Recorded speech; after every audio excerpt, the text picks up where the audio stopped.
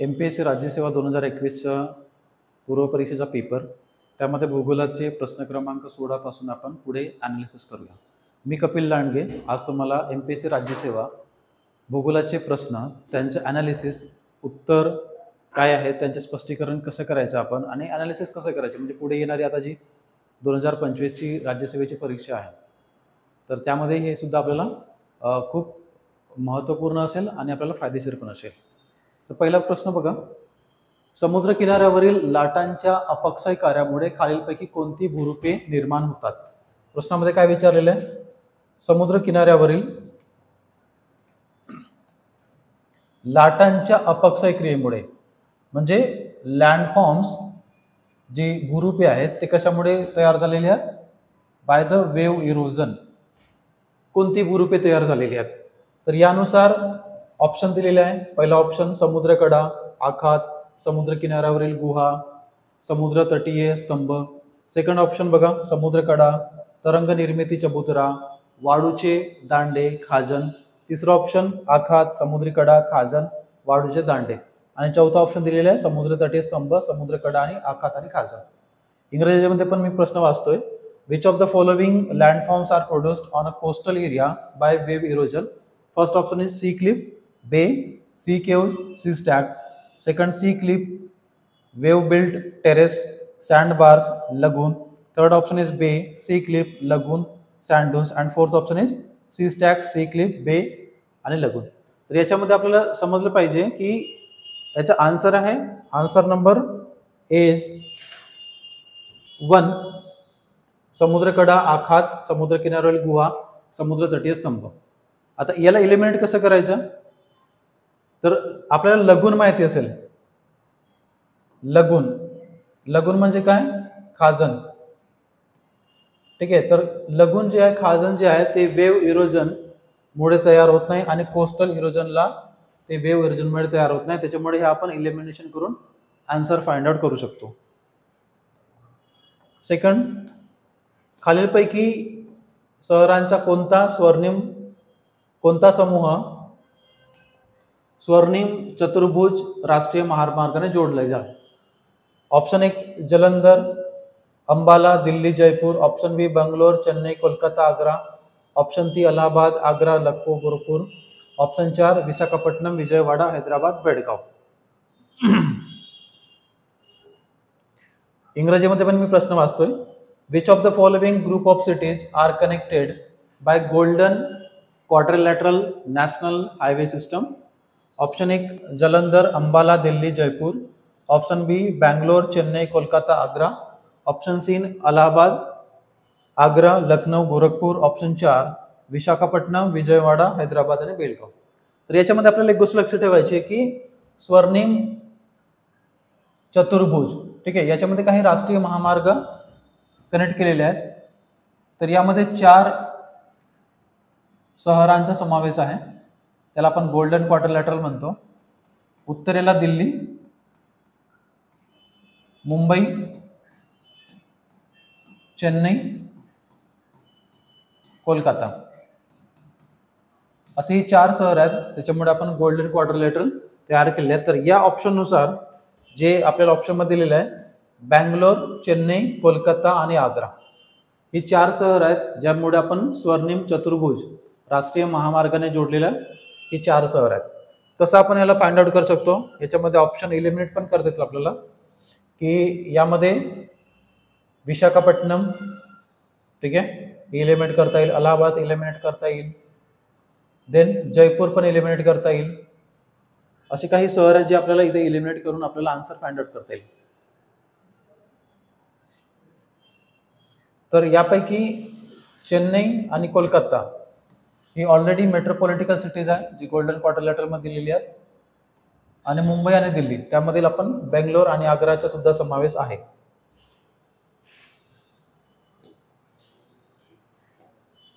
तर यामध्ये आपण काय इम्पॉर्टंट आहे की यामध्ये आपल्याला जर 2025च्या एक्झामला टार्गेट करायचं असेल तर आपल्याला अपक्षय कार्यामुळे कोणती भूरूपे तयार होतात, म्हणजे landforms that are produced by the erosion. तर लँडफॉर्म्स म्हणजे भूरूपे, ही एक अत्यंत महत्त्वाची आपल्याला काय म्हणू शकतो थीम आहे. सेकंड, यामध्ये आपल्याला नॅशनल हायवे विचारलेले आहेत. तर आपल्याला ॲटलिस्ट महाराष्ट्रामधून तरी जाणारे नॅशनल हायवे म्हणजे राष्ट्रीय महामार्ग हे करणे इम्पॉर्टंट आहे, आपल्याला महत्त्वाचं आहे राज्यसेवेच्या परीक्षे दृष्टीने. क्वेश्चन नंबर 18, MPSC राज्यसेवा 2021चा पेपर आहे. भूगोलाचे प्रश्न आहेत आणि हे वारंवार प्रश्न येत असतात. जोड्याचा एक प्रश्न आहे. प्रदेश आणि त्यामध्ये वाऱ्यांचे नाव आहेत. नेम ऑफ द विंड्स, याला लोकल विंड्स म्हणजे स्थानिक वारे या नावाने सुद्धा हा प्रश्न येत असतो. तर ऑप्शन काय दिलेला आहे? सहारा वाळवंट, ग्रीस, इराण, आल्प्स. आणि ही जी प्रदेश आहेत या प्रदेशामध्ये कुठले वारे वाहतात? फॉन, सेमून, सिरोक्को, खामसिन. तर हे जे थीम आहे लोकल विंड्सची, ही अत्यंत महत्त्वाची थीम आहे. आता भारतामध्ये जे आहे, भारतामध्ये उत्तरेला लू वारे वाहतात. लू नावाचे वारे वाहतात. ते उत्तर प्रदेश, बिहार, उत्तर भारतीय जो प्रदेश आहे त्यामध्ये ही वाहत असतात. तर क्वेश्चन नंबर 18चं जे आन्सर आहे ऑप्शन नंबर 2. म्हणजे सहारा वाळवंटामध्ये खामसिन हे वारे वाहतात, ग्रीसमध्ये सिरोक्को वारे वाहतात, इराणमध्ये सेमून वारे वाहतात आणि आल्प्समध्ये फॉन ही वारे वाहत असतात. तर हे वाऱ्यांचे प्रकार, ठीक आहे, नेम ऑफ द विंड्स आणि रिजन, हे एक अत्यंत महत्त्वाचं आणखी काय म्हणू शकतो आपण प्रश्न आहे. नेक्स्ट, हिमालयावरती प्रश्न आलेला आहे. काराकोरम पर्वतश्रेणी आणि पीर पंजाल पर्वतश्रेणी यामध्ये कोणती पर्वतश्रेणी आढळते? जास्कर पर्वतश्रेणी, पामीर पर्वतश्रेणी, शिवालिक पर्वतश्रेणी, कीर्तर पर्वतश्रेणी. Which mountain range is found between the Karakoram mountain range and the Pir Panjal mountain range?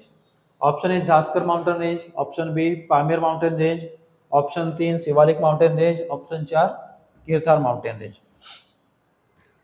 तर बघा यामध्ये काय कसं लक्षात ठेवायचं, कुठले कुठले माउंटेन रेंजेस आहेत जे इथं आढळतात आपल्याला? काराकोरम, लद्दाख, झास्कर,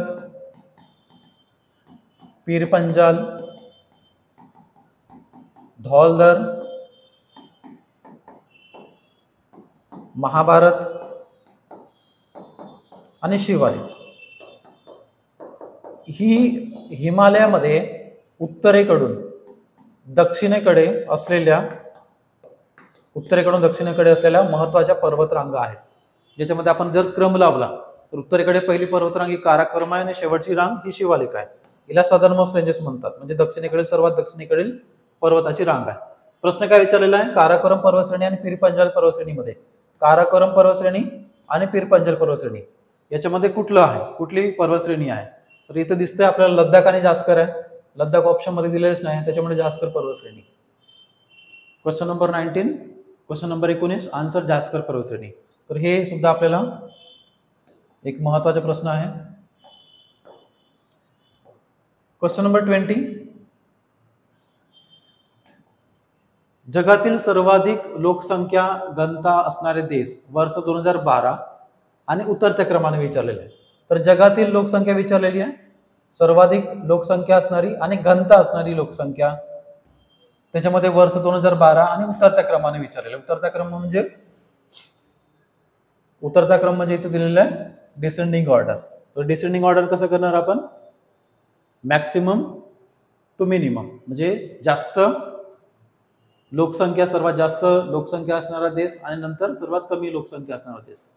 तर ऑप्शन म्हणजे क्वेश्चन नंबर 20 याचे उत्तर आहे 3. तर सर्वात लोकसंख्या घनता असणारे देश आणि उतरत्या क्रमाने, तर ऑप्शन नंबर डी पहिला म्हणजे Monaco, then Singapore, then Bahrain, Malta, Bangladesh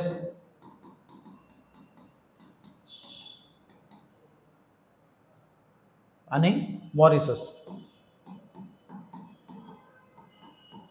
तर ही आहे क्रम जे जगातील सर्वात जास्त लोकसंख्या घनता असणारा देश आहे त्याचे उतरत्या क्रमाने हा क्रम दिलेला आहे. तर आन्सर आहे 3. क्वेश्चन नंबर 21 जोड्या लावाचा प्रश्न दिलेला आहे. तर यानुसार आपण जर बघितलं क्वेश्चन नंबर 20 नुसार, तर क्वेश्चन नंबर 20 नुसार आपल्याला माहिती पाहिजे की लोकसंख्या हा एक चॅप्टर आहे आपल्याला राज्यसेवेमध्ये. तर लोकसंख्या आपल्याला चांगल्याने करायची आहे. आता इथं जगाची विचारलेली आहे, पुढच्या वेळेला भारताची विचारू शकतो, त्याच्यामुळे भारताची लोकसंख्या आणि महाराष्ट्राची एक्झाम आहे आपली MPSCची, त्याच्यामुळे महाराष्ट्र सुद्धा महत्व आहे. तर महाराष्ट्राची लोकसंख्या सुद्धा महत्वाची आहे. क्वेश्चन नंबर 21 पठारांचे प्रकार आणि पठारांचे उदाहरण.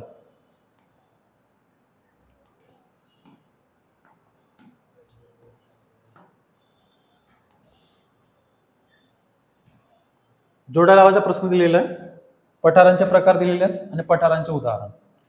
काय म्हटलेले आहे याने? 4 पठारांची टाइप्स ऑफ प्लॅटो दिलेली आहे. पर्वतांतर्गत पठार, पर्वतपदीय पठार, ज्वालामुखीमुळे तयार झालेले पठार, हिमनदीच्या कार्यामुळे तयार झालेले पठार आणि पठारांचे उदाहरण दिलेले, कोलोराडो पठार, कोलंबिया पठार, ग्रीनलँडचे पठार, बलुचिस्तानचे पठार.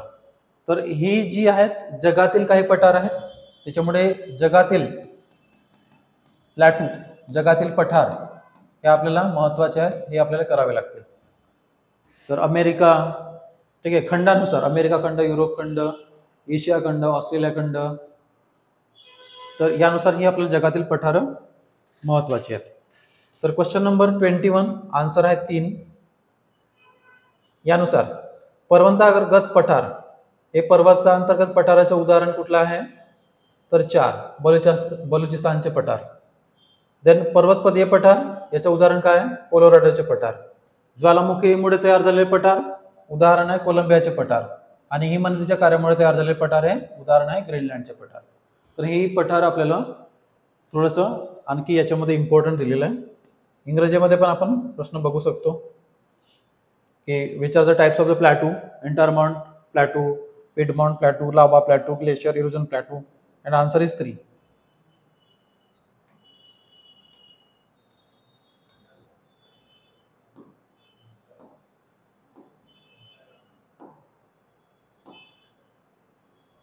क्वेश्चन नंबर 22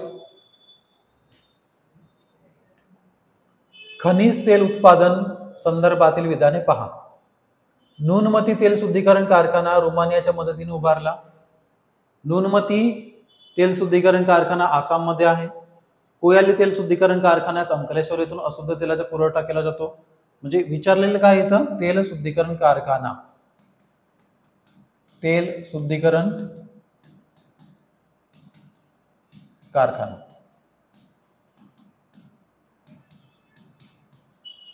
तर 22 क्वेश्चन नंबर 22 उत्तर आहे 3. म्हणजे विधाने ABC बरोबर आहेत. नुनमती तेल शुद्धीकरण कारखाना रोमानियाच्या मदतीने आपण उभारलाय, बरोबर. नुनमती तेल शुद्धीकरण कारखाना आसाममध्ये आहे, बरोबर. कोयाली तेल शुद्धीकरण कारखाना अंकलेश्वर येथून अशुद्ध तेलाचा पुरवठा केला जातो, बरोबर. तर तिन्ही विधाने बरोबर आहेत. विधाने ABC बरोबर आहेत. So observe the statement regarding the mineral oil production. Nunmati oil refinery established with the help of Romania, correct. Nunmati oil refinery is located in Assam, correct. And the raw mineral oil is supplied to Koyali oil refinery from the Ankleshwar. So option number 3, statement 1, that is A, B, C are correct. Question number 23. खालील नमूद पृथ्वीच्या भूशास्त्रीय कालखंडातील काळाचा सर्वात जुना ते सर्वात नवीन असा क्रम लावा. Arrange the following geological periods of the earth from the oldest to the newest one. Option A दिलेला आहे ट्रायसिक कल्प, ऑप्शन बी कार्बोनिफेरस कल्प, कॅम्ब्रियन कल्प, क्वाटर्नरी कल्प आणि पार्मेन कल्प. तर आन्सर 23 ऑप्शन इज 4. याला कसं एलिमिनेट करायचं किंवा कसं सॉल्व्ह करायचं?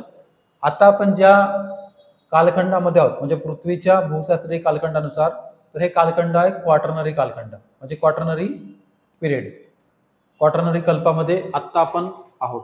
आणि त्याच्या आधीचा जो कालखंड आहे तो आहे ट्रायसिक कल्प. म्हणजे ट्रायसिक पिरियड. तर हे आपल्याला फक्त ऑप्शन नंबर 4 मध्ये दिसतं. So question number 23 answer is 4.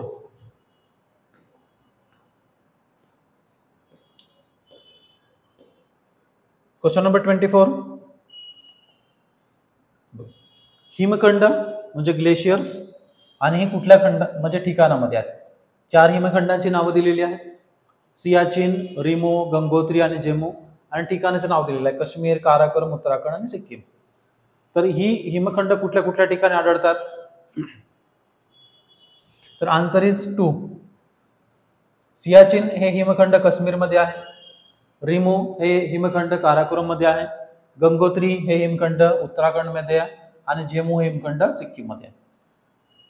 तर आता तुम्ही जर बघितलं तर आपल्याला माहिती आहे गंगोत्री हे हिमखंड जिथं गंगा नदीचा उगम होतो ते उत्तराखंडमध्ये आहे.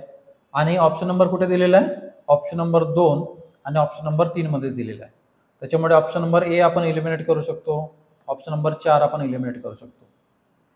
तर 2 किंवा 3 पैकी कुठलं तरी उत्तर असणार आहे, कारण सी ला इथं 3 दिलेला आहे, म्हणजे गंगोत्री ग्लेशियरला उत्तराखंड दिलेला आहे. देन जेमू ग्लेशियर आपल्याला माहिती आहे जेमू हिमखंड हे सिक्कीममध्येच आहे.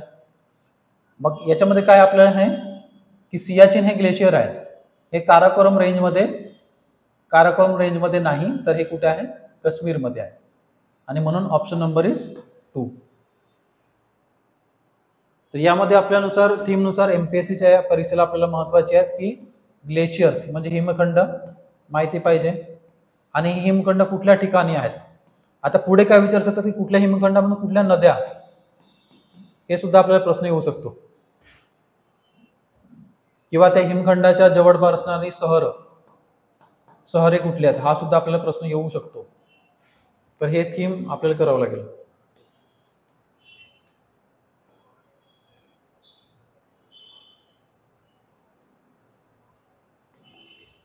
राष्ट्रीय उद्याने आणि अभयारण्य याच्यावरती प्रश्न आलेला आहे. राज्यांची नावे विचारलेले आहे. बंदीपूर, केवलादेव, इंद्रावती, मानस. नॅशनल पार्कचा क्वेश्चन आहे कुठल्या राज्यामध्ये आहे. तर question number 25 answer is 2. Bandipur आसाममध्ये आहे. केवलादेव छत्तीसगड राज्यामध्ये आहे. इंद्रावती हे कर्नाटकमध्ये आहे आणि मानस राजस्थान राज्यामध्ये आहे. आपल्याला काय महत्वाचे आहे, नॅशनल पार्क म्हणजे राष्ट्रीय उद्याने किंवा आपण काय म्हणतो त्याला अभयारण्य, राष्ट्रीय अभयारण्य, आणि कुठल्या राज्यामध्ये आहेत. आता त्याच्यासाठी आपल्याला विद्यार्थी मित्रांनो काय बघावं लागेल, महाराष्ट्र राज्यातील संपूर्ण राष्ट्रीय उद्याने आपल्याला करावी लागतील. फक्त महाराष्ट्र राज्यातील नाही, तर ती कुठल्या महाराष्ट्रातील जिल्ह्यांमध्ये आहेत, कुठल्या जिल्ह्यामध्ये आहेत, कुठल्या तालुक्यामध्ये आहेत, ते सुद्धा आपल्याला माहिती असणे आवश्यक आहे. एवढं थोडंसं बारीकाईने आपल्याला करावं लागेल ते.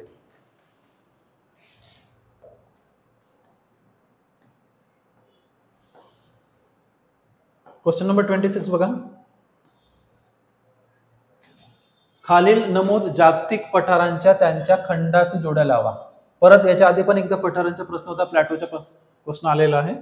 परत सुद्धा रिपीट प्रश्न झालेला आहे प्लॅटो या थीम वरती. कोलंबिया पठार, बोलिव्हिया पठार, सेंट्रल पॅसिफिक पठार, युनान पठार हे कुठल्या खंडामध्ये आहेत, आशिया, युरोप, दक्षिण अमेरिका किंवा उत्तर America. Question number 26 answer is 3. Columbia पठार हे दक्षिण अमेरिकेमध्ये आहे, कोलंबिया पठार हे उत्तर अमेरिकेमध्ये आहे. बोलिव्हिया पठार हे दक्षिण अमेरिकेमध्ये आहे. सेंट्रल पॅसिफिक पठार हे युरोपमध्ये आहे आणि युनान पठार हे एशियामध्ये आहे. तर आपल्याला पठार म्हणजे प्लॅटू, जगातील सर्व प्लॅटू, त्या असणारे खंड, याच्यानंतर त्या प्लॅटूवरती असणारे काही रिव्हर्स, नद्या, ह्या सुद्धा आपल्याला माहिती पाहिजे. क्वेश्चन नंबर 27 परत जनगणनेवरती प्रश्न आलेला आहे. त्याच्या आधी जगाची जनगणना विचारलेली होती, आता जनगणना 2011ची विचारलेली आहे, म्हणजे भारताची जनगणना आहे बघा. 2011 जनगणनेप्रमाणे खालील जिल्ह्यांच्या लोकसंख्या घनतेसंदर्भात उतरता क्रम ओळखा. कोल्हापूर, पुणे, सोलापूर, जळगाव, नागपूर. ऑप्शन दिलेले आहेत, पर्याय ऑप्शन दिलेले आहेत 1, 2, 3, 4. Question number 27 answer is 4. तर जिल्ह्यांच्या घनतेसंदर्भात उतरता क्रम काय आहे? पहिला पुणे, नेक्स्ट कोल्हापूर, देन नागपूर, जळगाव आणि सोलापूर. अशी ही जिल्हे आहेत ज्यामध्ये घनतेची उतरता क्रम लावलेला आहे.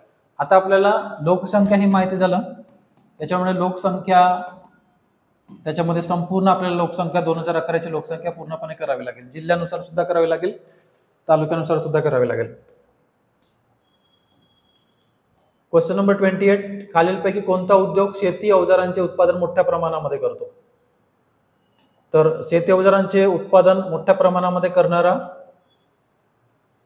कुठला इंडस्ट्री आहे? Ranbaxy, Pioneer, Bajaj, Kirloskar. Question number 28, तर बजाज. तर आपल्याला बजाज आहे किर्लोस्कर माहिती असेल. किर्लोस्कर ची काय असतात? सर्वात जास्त मोटार पंप असतात, पंप्स. तर हे सर्वात जास्त पंप किर्लोस्कर इंडस्ट्री असते, ती शेतीमध्ये जास्तीत जास्त प्रमाणामध्ये उपयोग करतात. क्वेश्चन नंबर 29, भारतातील नद्या व त्यांच्यावरील धबधबे यांच्या योग्य जोड्या लावा. तर भारतातील नद्या विचारलेल्या आणि त्यांच्यावरील धबधबे म्हणजे वॉटरफॉल्स आणि नद्या. तर नद्या नाव दिलेले आहे: Sharavati, Narmada, Kaveri, Ghataprabha, Shivasamudram, Gokak, Jog, Kapildhara. Question number 29, answer is 3. Sharavati नदीवरती जोग हे धबधबा आहे, नर्मदा नदीवरती कपिलधारा हे धबधबा आहे, कावेरी नदीवरती शिवसमुद्रम धबधबा आहे आणि घटप्रभा नदीवरती गोगाक आहे. म्हणजे आपल्याला महाराष्ट्रातील धबधबे,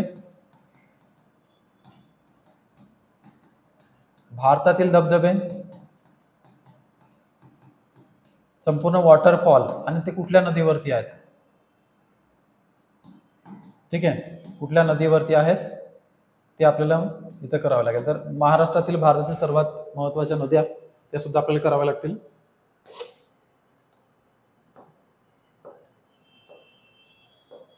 क्वेश्चन नंबर 30, सूर्यमालेतील डॅश ग्रहापासून डॅश किलोमीटर अंतरावर असून सूर्याभोवती एक परिभ्रमण करण्यास त्याला 88 दिवस लागतात. Dash planet in solar system found dash kilometre from sun and takes 88 days to complete one rotation around sun. तर 30, question number 30, answer second option आहे. सूर्यमालेतील बुध ग्रह सूर्यापासून 5.8 कोटी किलोमीटर अंतरावर असून सूर्याभोवती त्याला एक परिभ्रमण करण्यास 88 दिवस लागतात. तर ही संपूर्ण जॉग्राफीचे प्रश्न आहेत.